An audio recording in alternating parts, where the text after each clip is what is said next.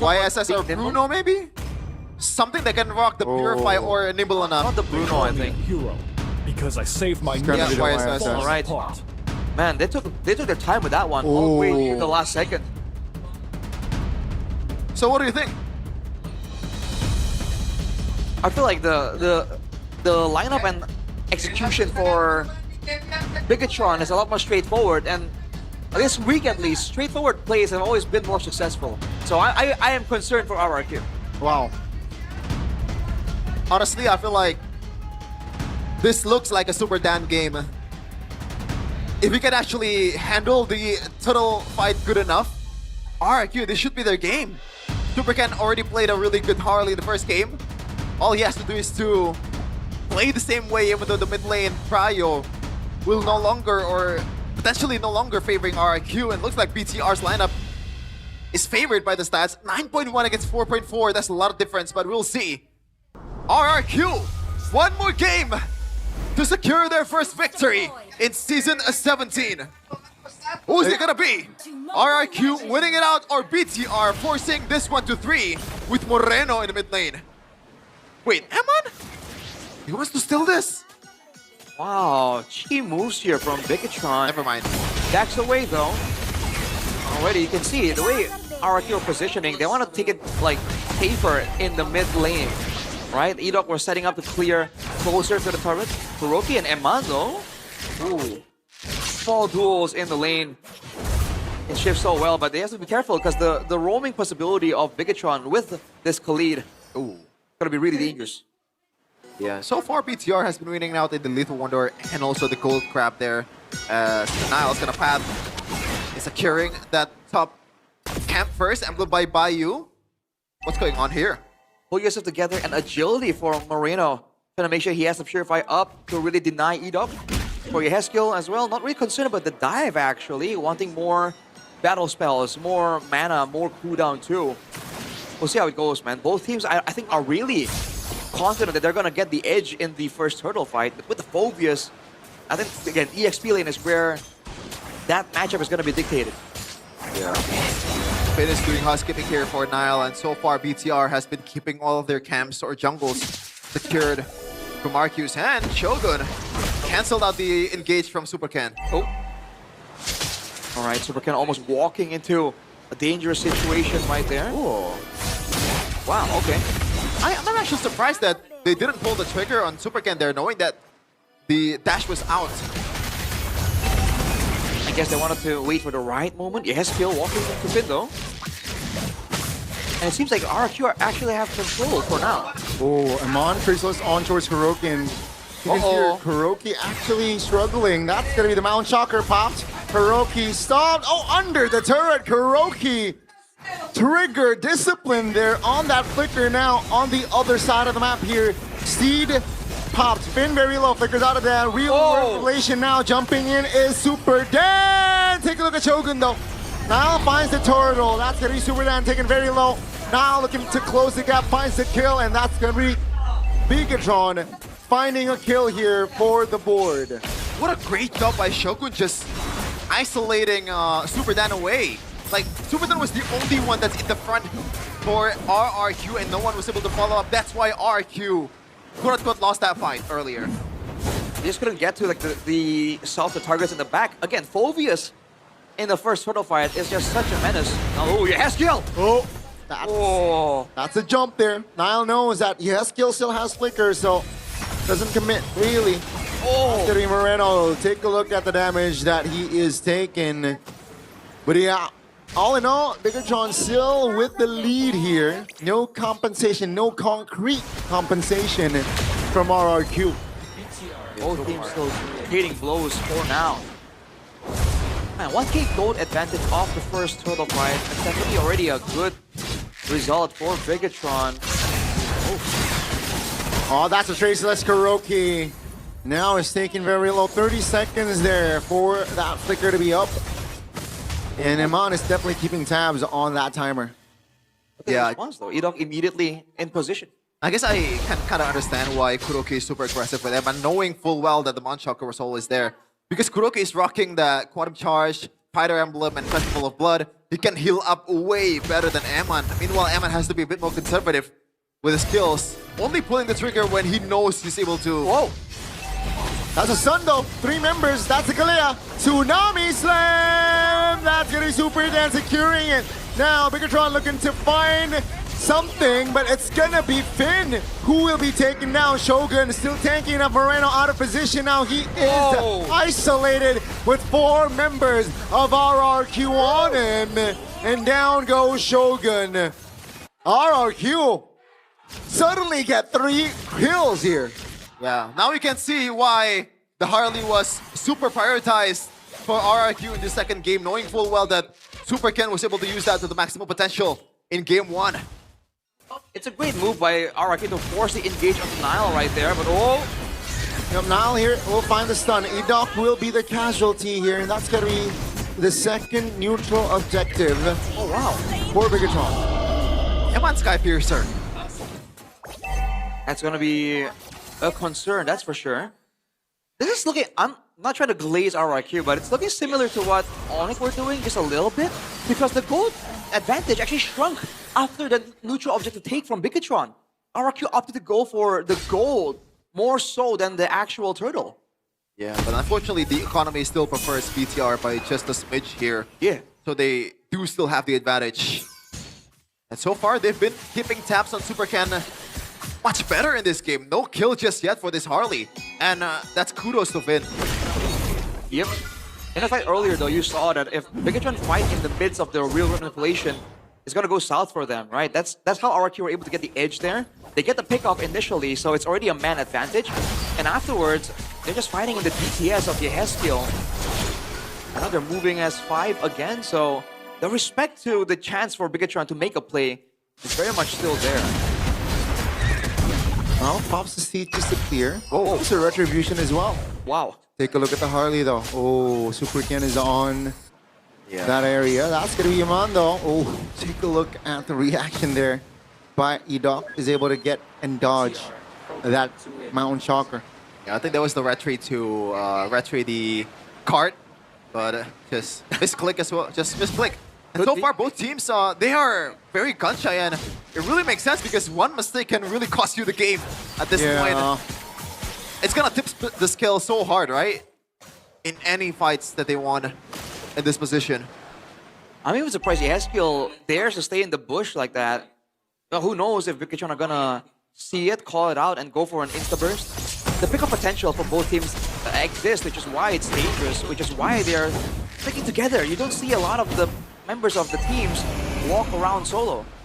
Oh, it looks like you're right, Rashi. They want to go for the Onyx way here, completely conceding on the turtle. Okay. Has been destroyed. But it's not really equal, no? Like in the bottom lane, unless Superdan can defend this, It's a lot more. I think he can. we'll see. Let's see. Technically, he will be able to find a clear. Shogun though receives it. Whoa! Slam. Now looking for compensation. Kuroki will fall. It's a 1-for-1 so far, but that's gonna be the Mountain Shocker connecting on towards Edok. Real world manipulation on towards the Heskiel. But 2-for-1 for Bigatron. They found the rhythm here.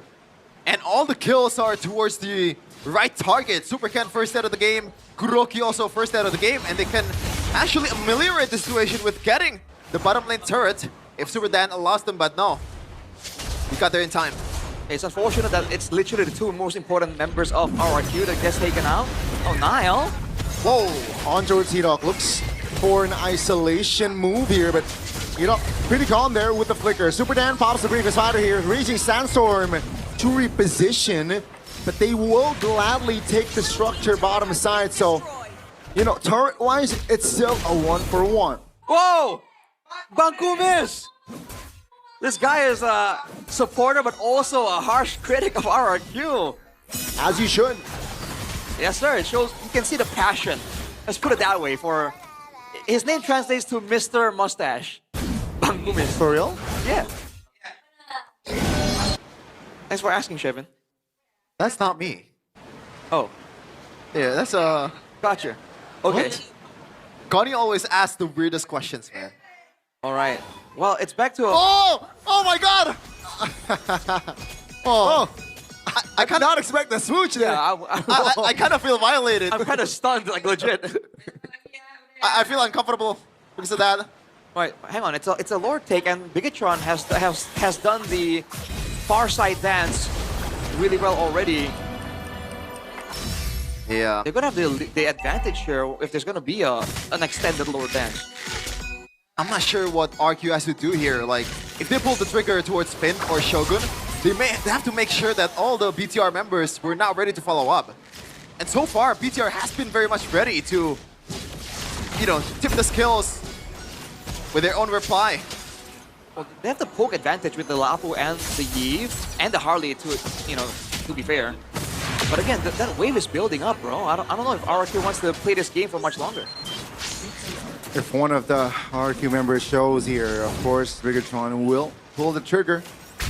On the bottom side, that's going to be stunned. So now Slam on towards one. Finn now looking for a position, but Finn actually pulled back. Now they are at a disadvantage, and RRQ will have time to reset. Super Dan will be able to get out there with the bravest fighter, but he will go down for 15, so it's long, but it's not that long. I don't think RRQ can go for this one. Never mind, they want to go for it. Resources are not intact just yet. No ultimates at all for RRQ, except for Super Ken now. They have sacrificed their bottom turret for this opportunity. It's a man advantage. Finn is back though. Shogun now. Oh! Super Dan. Oh, Moreno! The Maestro taken down first. That's going to be up very low, but Shogun deleted. Now it's a 2-for-1 still. Finn! It's going to be the call. Oh, Finn, take a look at Whoa, Kuroki all okay. alone again! It was all a bait! And down goes Kuroki for 25. Gotta tone down the hero plays. Oh, Emma! There he can. Oh my god! No way!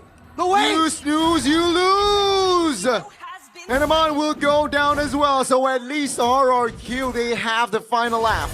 That's the truncheon, no? Yeah, absolutely the truncheon. What a turn of events right there. Eman caught lacking. A rare occurrence, but it has served RRQ massively after that miscommunication, leaving Kuroki alone. They can shred this, they have a carry. We'll see the BTR surely will not let them just do that easily. Super Dan is guarding the perimeter, and looks like BTR will concede. RRQ, another Lord for the taking, this time in game number 2. Wow, this is looking very promising for RRQ, but again, they cannot get ahead of themselves. If you imagine the victory, you already lost the battle, right? You gotta tone it down. But you gotta manifest, Hiroshi. Well, yes, but they don't wanna let their guard down, is what I'm saying. Because Bigatron, again, they've had crazy moments here. They've made plays that can turn things around. Now it's gonna be a Lord play with RRQ, though. They have a Yves too. The siege is looking good.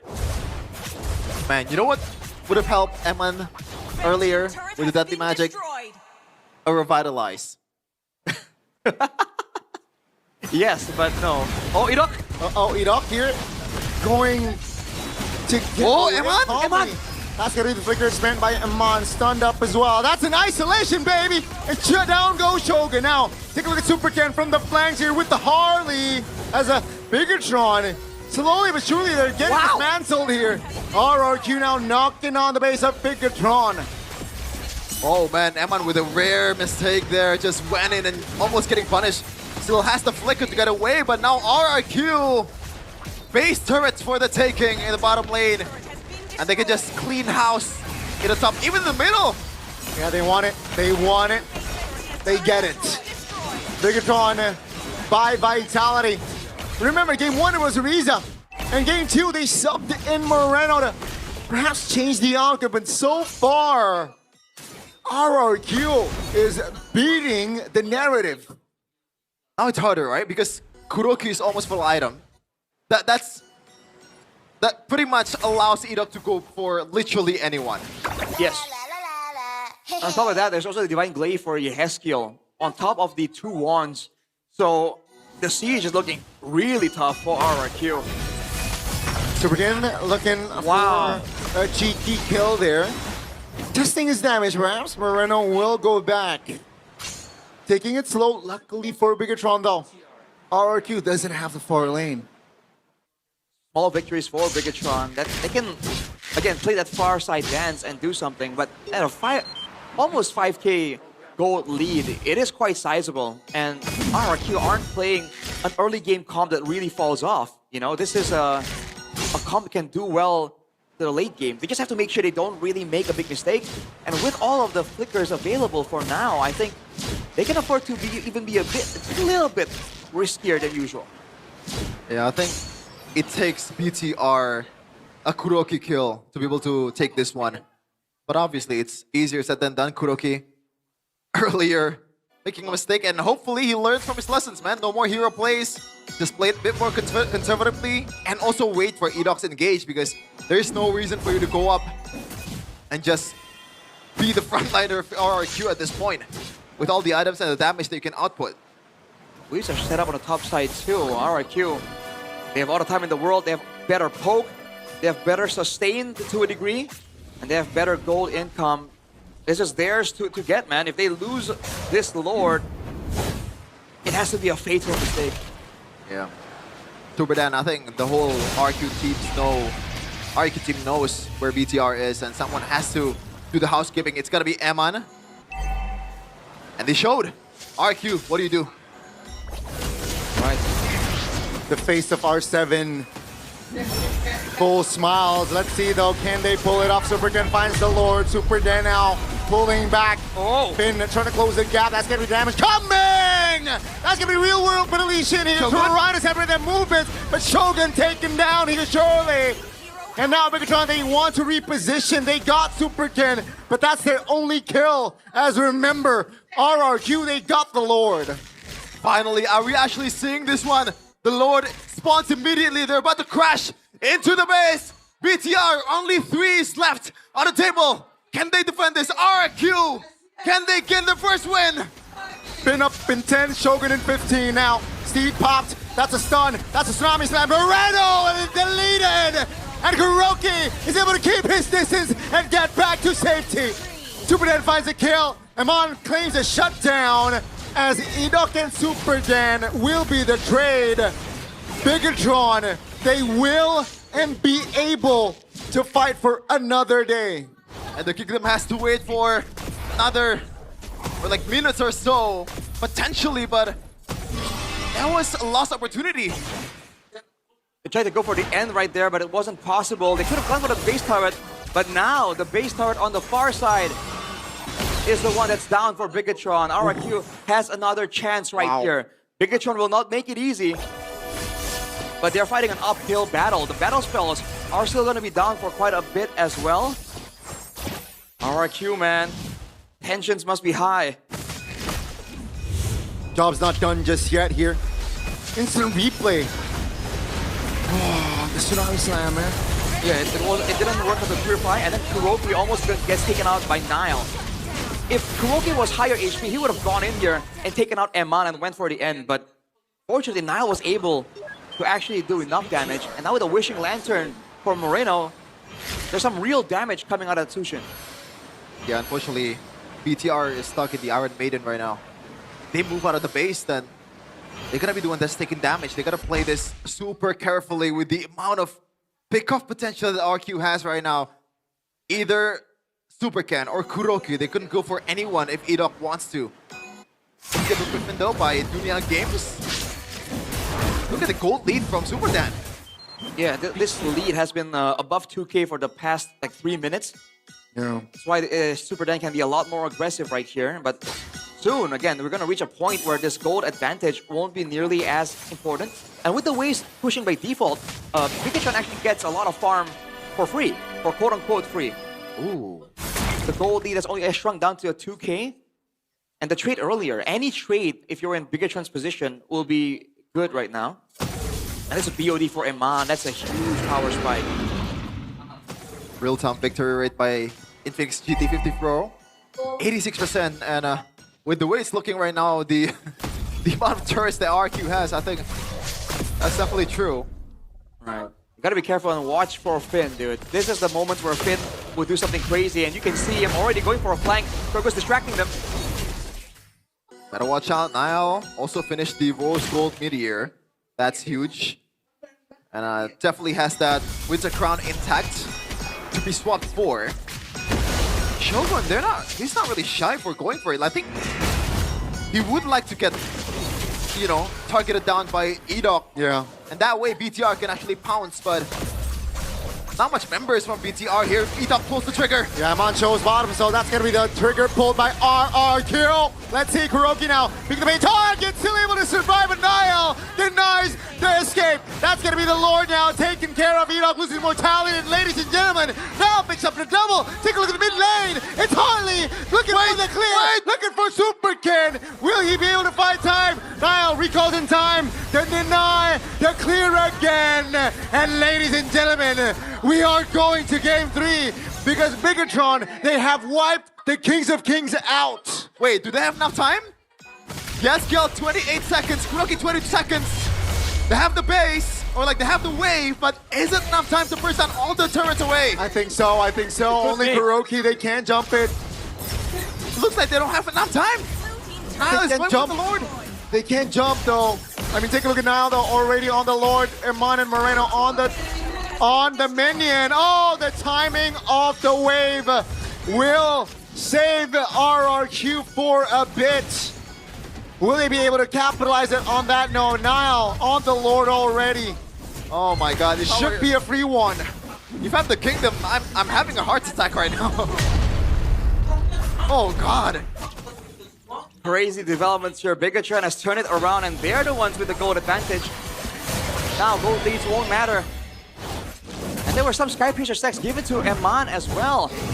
It's looking bleak, man. This is the Evolved Lord.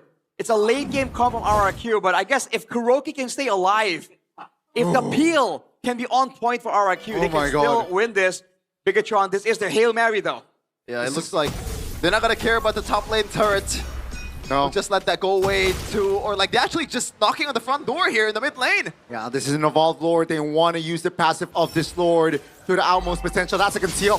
That's Super Dan now trying to hold on, trying to distract, trying to pull the Lord back towards the bottom side of the map here. Super Can looks for an angle, looks to poke damage now. Across the steed, the bottom side here should be the target for side of Bigatron. And for now, RRQ, they're holding on. They got the Lord. They have the carry. They have the Harley. And they are able to fight another day. RRQ, they have chances to still make the series a clean sweep. And the inhibitor in the bottom lane is still intact for RRQ, so in a way, they still have the map advantage. They have to try and change their approach in the fights, man. This is the second time KuroKy has been forced down, deleted, right? They need to try and target someone else, or they have to put Edok on bodyguard duty. Because honestly, everyone else on the side of RRQ, Yeheskel is the only guy that needs extra protection. Super Dan and Super Ken are all, they're both independent. But look at Eman, setting up a trap here, trying to bank on the overzealousness, the overconfidence of Super Ken. Look at the immediate reaction after the Mount Shocker. Right. Back to a long waiting game, but now RRQ no longer have the item advantage. It's gonna go down to pure execution this time. Yeah. Super Dan is already capped. Looks like Shogun still has some items that he needs to finish. Of course, the Dominance Ice and maybe Athena's Shield. Oh, hold on a second! That's a stop. Moreno still able to get out of that, you know, attempt from RRQ. Great composure, though. Great composure. Look at Vin. And they have the info. Ultis are down, but yet Bigatron don't feel like it's possible to go for something just yet. Athena's for Shogun, by the way, with the Radiant Armor. He's trying to make sure that he cannot be bursted down, that KuroKy can be the only person that can deal with him. All eyes on KuroKy, man. All eyes on KuroKy. Yeah. Nothing all eyes is on Edok too, because he's the one who decides who the long to flank. go for. They want to go the long route, they want to flank. It's Niall, it's Eman, it's Finn. Moreno has the info. They want to go for it! That's going to be the SKL, the target, that's the flicker. Oh, the stun doesn't connect. That's the winner crown. Just about time. Eman now distracted. That's going to Niall taken very low on immortality. Shogun will to right of my time, but take a look at Super Dan on the mini-map, just zoning him on away. And that's going to be now RRQ looking for a haymaker. But that's going to be Heskel still taken down. Dan is stuck. Do they want to go for it? I don't think so. They don't have enough resource. Yeah, no flicker for Dan. Still able to find a route to safety, and Amon is in time to clear the wave. Now it's a 5v4, 40 seconds on the clock for Yehezkiel RRQ. They're trying to find a sneaky attempt onto Lortic. Moreno is unknown. Now, pause the speed. Take a look at Finn now, just jumping. Kuroki, stand up. Moreno, the maestro, is there. That's gonna be Super Ken taken away. That's gonna be Niall securing the Lord and BTR. They have another push chance to force a game 3. Oh my goodness, BTR! Only 2 left standing, plus Yehezkiel will be up in a second. Do they want to use the wave to just end the game? I don't think it's possible with the fact that Kuroki and Yehezkiel are still available, but the death timers, the Lord is about to come out. Yehezkiel wins a crown.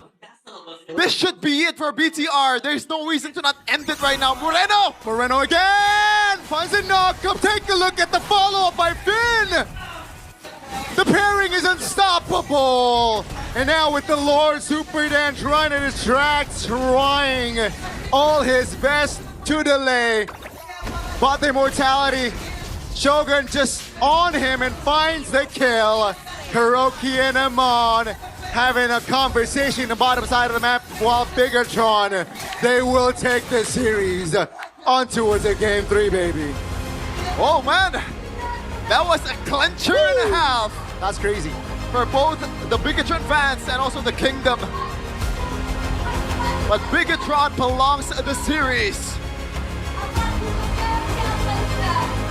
Oh man, that was a close one. That was beyond close, man. Bigatron with the defense, with the turnaround. They lost 2 base turrets, one on the far side, and they were still able, through pure execution, to find a winning angle against a team with a Yi, with a carry in the late game. The team fighting is just too good, man. Hey. And I feel like a lot of the wins in the late game are provided by the creativity of BTR's players, man. The flanks, Moreno the Maestro being one of the main difference maker. He was the one who stopped a lot of RQ members on their tracks. The punish towards Yehezkiel in the late game being the icing on the cake. Look at this.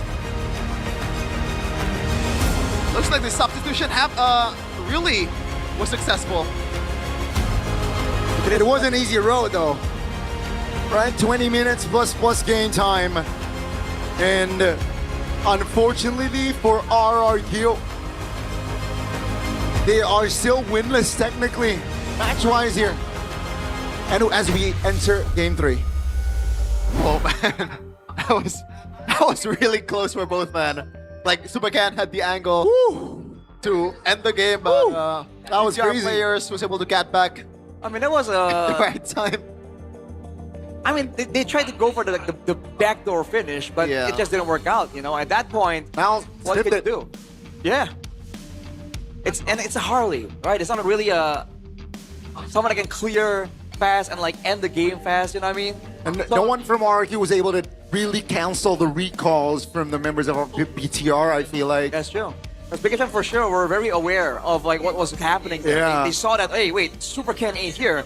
They saw Yeah. him in the mid lane. Yeah. And they just had the awareness, dude. Yeah. I am most impressed by Moreno's Lord scouting. When they were Yeah. down, they were actually up 5v4.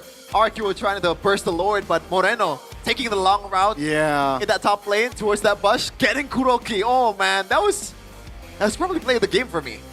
That was a crucial moment indeed for me. For sure. I mean, you could mention a lot of different moments, man. I mean, in the previous fight, where Niall was able to chunk down Kuroki, Yeah. right? In the Lord end, when Niall was able to chunk down Kuroki, there were so many times, like, this was the crucial moment here. Yeah. Yeah, I feel like Idok is not. This could be really easily endable, no? I feel like too. Kuroki's too low. It's too dangerous. They can't take the risk. No, the fact that Idok went for Moreno still has to purify. That's not sure. I feel like he should have used the skills to like heal up Kuroki a bit more. But either way, That's game 2 done. MVP of the game, presented by official gaming phone Infinix GT50 Pro. Definitely pro at Houston Chin.